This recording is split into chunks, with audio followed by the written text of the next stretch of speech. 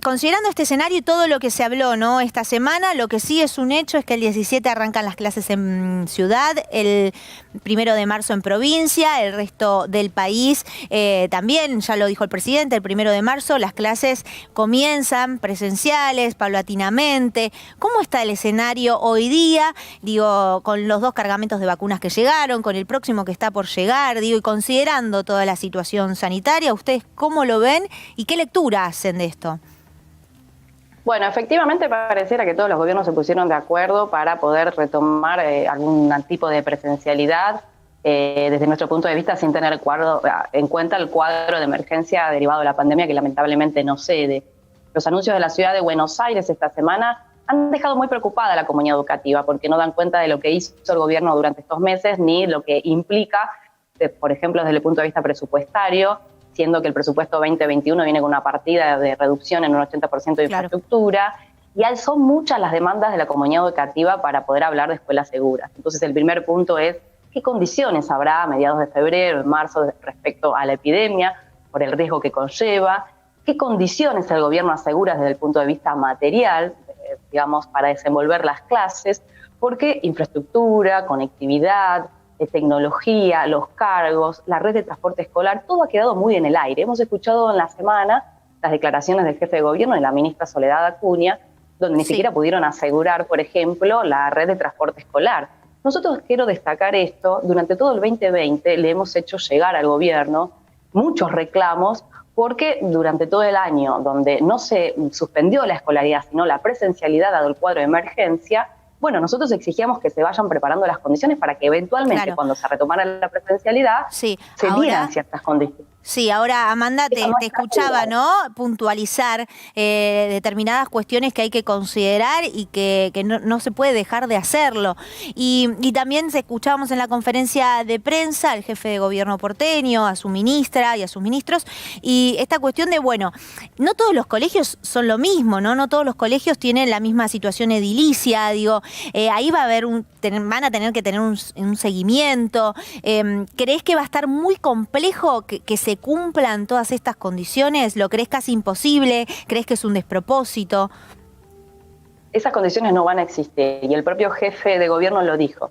¿Por qué? Porque anunció que las escuelas que no reúnan las condiciones de infraestructura van a tener que garantizar, presentando un plan alternativo para al menos 4 horas de clases presenciales, es decir, que hace responsable las escuelas. Esto es un aspecto muy negativo, y por eso recalco que no hay condiciones desde el punto de vista de que el gobierno no se hace cargo. Pero además va a aumentar la desigualdad educativa. También quiero hacer un ejemplo, porque las escuelas que tienen recursos van a poder entonces retomar cierta presencialidad. Por ejemplo, pensemos en las escuelas privadas.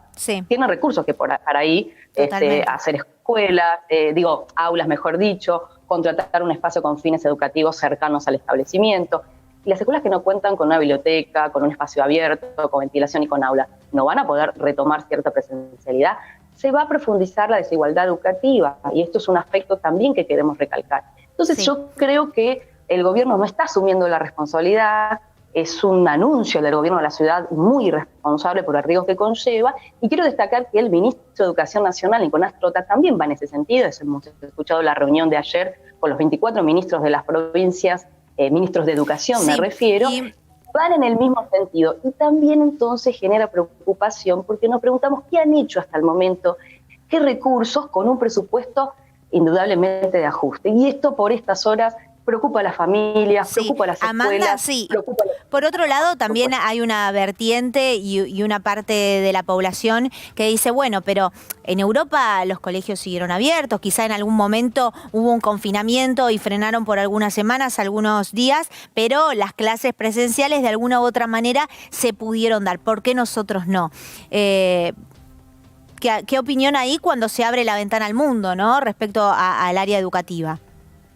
Las experiencias internacionales, como bien vos reflejás, son diversas. Hubo una presencialidad intermitente, hubo recursos incluso de países con partidas presupuestarias extraordinarias para poder reacondicionar los espacios y mantener semipresencialidad.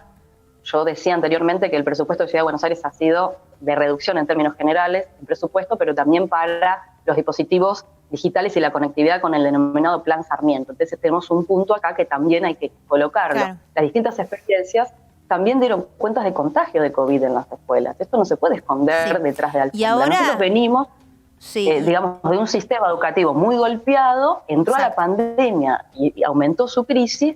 Y yo creo que el principal punto a pensar es el riesgo que conlleva. No hay argumentos científicos, hay una política de apertura económica sin restricciones, y esto indudablemente va Sí. a concentrar, Ahora, digamos, en las escuelas mayor peligro, porque la característica del trabajo en la Argentina, déjame decir este término, sí. es el pluriempleo docente y el hacinamiento. Desde este punto de vista, entonces, no es comparable a los países de Europa, por ejemplo. Claro, ahora, Amanda, antes de despedirte y considerando toda esta fotografía o la película completa con estas idas y vueltas, digo, que mencionamos Europa y cómo está el escenario local, digo, tiene que haber una respuesta en el sentido, ¿ustedes qué proponen? Ponele, ¿cómo sería la salida más sana, ¿no? Una palabra interesante para usar en este contexto de pandemia, digo.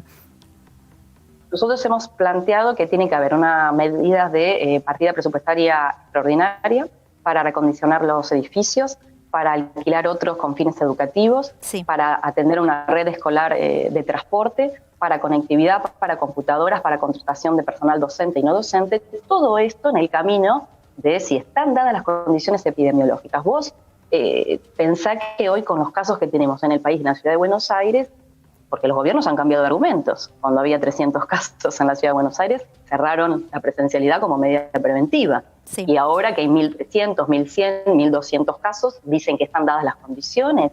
Claro, Bueno, lo cierto, es una bueno, alarma, que las vacunas ahora por lo menos ya están en el territorio, ¿no? Quizá, digo, esa también era como el umbral que se miraba de alguna otra manera. Te agradezco muchísimo, Amanda, por esta comunicación y por tratar de desgranar un poquito todo este escenario y lo que significa, ¿no? La educación, nada más ni nada menos. Muchas gracias, buenas noches. No, muchas gracias a ustedes. Buenas noches.